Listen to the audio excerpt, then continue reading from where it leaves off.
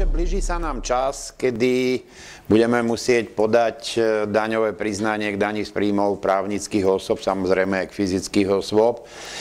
No a ten termín, myslím, že na tento rok to prípada na 2. apríla, čiže nie na 31. marca.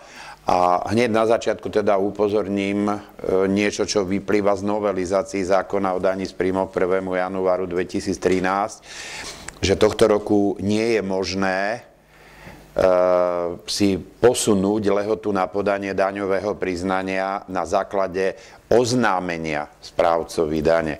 Tak ako sme si to posledné roky zvykli, že stačilo posledný deň lehoty na podanie daňového priznania doručiť správcovi dane oznámenie, že si predĺžujete lehotu o mesiac, o 2, o 3, tak v tomto za rok 2013 sa to nedá.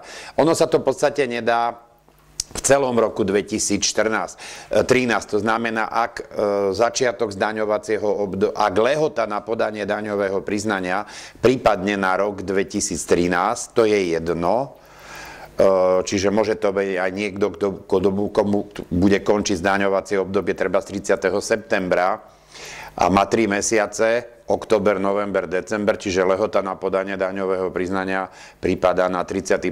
december 2013, tak tiež si nebude môcť posunúť lehotu na podanie daňového priznania.